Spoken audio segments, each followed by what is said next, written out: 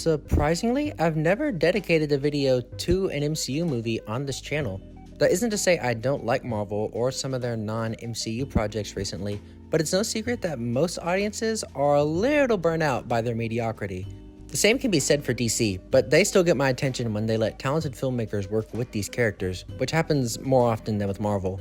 So I kinda parted ways with the MCU after Guardians of the Galaxy Volume 3 and Loki Season 2. Why not end on a high note with this franchise and find other franchises with more creativity like Mad Max, Dune, or even the Sonic the Hedgehog movies? But really, this year has kind of sparked my interest in them again, and I couldn't help but get excited for their newest project, Thunderbolts. I've loved where Florence Pugh's career has been going, with her finding the right blend between mainstream success and franchise films, and sometimes finding both in one. And this film looked like another part of that nice blend.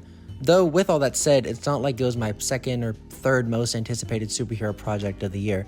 I didn't really care to see most of these characters besides Yelena, Bucky, and Bob, and it looked a bit predictable from what the trailers were and weren't showing, and what I figured the route was the MCU was going pre-Doomsday. And I'm sorry, the A24 indie inspiration just rubbed me the wrong way. A lot more on that later. But with all this said, wow, Marvel actually delivered. We're not back, but this is a good stepping point. Yes! Yeah! In a time when Marvel's films are feeling more like the same bland, generic comedy action flicks with standard directing, I love the aesthetic this film ties itself to. The color grading is great here. These cool grays, blacks, and blues fill every scene, and it looks so good. The cinematography makes it even better. The action scenes have good cuts, they do some inventive camera work, and a lot of the jokes work because of the quick editing between shots. These locations feel real and lived in by the characters, and not just like green screens set up behind people.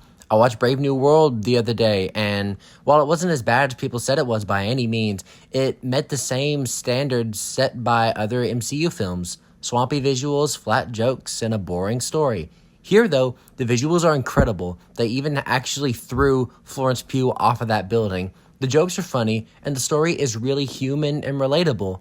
How they tie that sense of a void a lot of people have into the literal void character is so genius, and I love how each of the characters gets their own void to go into.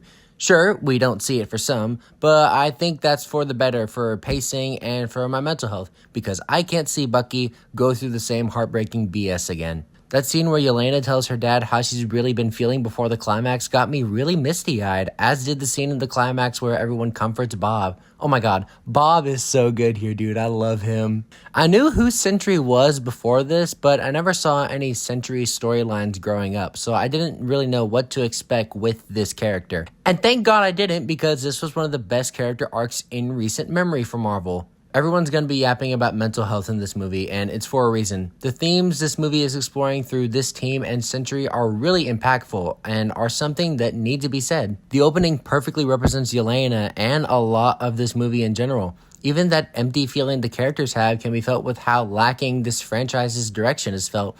This movie has no nostalgic pandering, but I felt nostalgic for the good old days of superhero movies.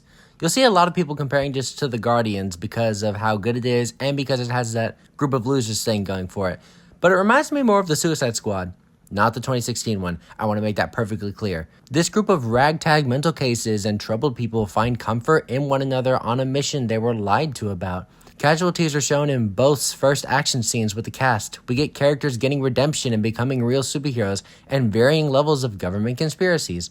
Not saying the Thunderbolts copied the Suicide Squad by any means, but Marvel decided to give a director the chance to make something in that same vein with these characters, and this is what he went for. Sure, it's very different, but they still have that keen sense of finding our place with the people we care about and getting a second chance we deserve. Plus, the Suicide Squad is tied directly to Creature Commandos, which has David Harbour in it. And you know what else has David Harbour? Thunderbolts. He was absolutely hilarious as Red Guardian here, and I actively care about this character solely because of the energy David Harbour brings to him. That scene with him in the limo pull-up, that was just me and my dad, oh my lord. They really nailed that dynamic between Yelena and him, and they both do an incredible job with their performances. Florence Pugh kills every scene she's in, and I'm really looking forward to seeing her dynamic with everyone else in Doomsday. But that's where my Doomsday hype ends. But this movie is not perfect by any means. It does waste Taskmaster, but I know a lot of people weren't into this version of the character. And during that first action scene with her, everybody kind of has ragdoll physics, and that kind of always just makes me annoyed. The pacing does falter a little bit, and the climax does drag on. Maybe it was just because I needed to use the bathroom, but the climax felt very slow, and it would have been nice to see the rest of the team's personal void. On the other hand, though, again, we've seen Bucky suffer enough, so I'm glad we don't have to deal with even more of his trauma.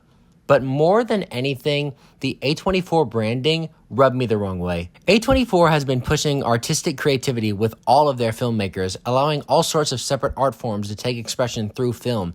And a lot of our modern Hollywood stars and directors came from these indie A24 roots, like Anya Taylor-Joy, Greta Gerwig, Mia Goth, Ari Aster, and even this movie's Florence Pugh, along with the entire behind-the-cameras team. And Disney used that as a way to brag about themselves, sort of saying, we're making a real movie now because we're letting indie filmmakers work with this crazy budget. This crazy budget that apparently isn't even going to break even at the box office. And I'm all for letting these people work with big budgets and franchises. These people have the talent, so why not use it? Bring a new artistic vision to these characters. But at the same time, an independent movie isn't one made in a cinematic universe with a $180 million plus budget. Indie filmmakers have to work relentlessly to get their films produced and put into theaters, and most of the time, those movies make very little, while an MCU movie makes 10 times that of an indie film.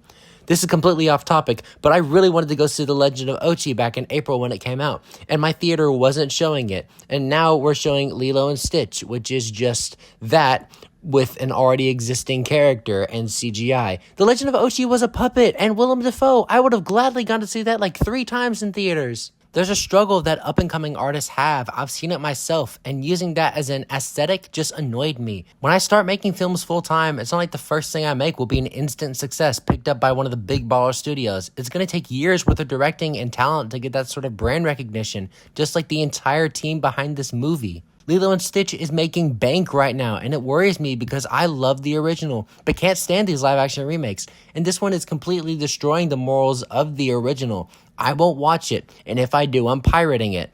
This is a whole side tangent I could do another video on, but I just want to say that if Disney wants to use A24 as an aesthetic choice and be as successful as those indie films, then be original and have that creative spark that made classic Disney, MCU, and Star Wars as successful as they were without these overly bloated budgets. Seriously, there's no reasons your movies should cost as much as a country's entire budget. Okay, I know this is getting really negative, but with all that over now, I still want to say I really did enjoy Thunderbolts. After Your Friendly Neighborhood Spider-Man and this both exceeded my expectations, I think I care about following the MCU for the first time since 2022, and I'm more than excited to see this movie getting people excited for Marvel's future. I have friends that aren't big Marvel people, but they love this movie, and if Marvel lets more independent filmmakers be successful in the mainstream, working with not overblown budgets, but anything bigger than the indie film norm, we can get some good superhero movies in the mainstream again. I'm all for letting talented teams work within this universe,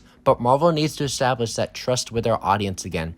Fantastic Four, please don't let me down. I honestly can't even believe I'm saying this, but 8.5 out of 10 for Thunderbolts. I'm still not excited for Doomsday though. Nothing will make me. Dune Messiah will be where I'm at that weekend. But I can't speak for you. Go give Thunderbolts a chance at theaters because it absolutely deserves it. Farewell, depressed super soldiers.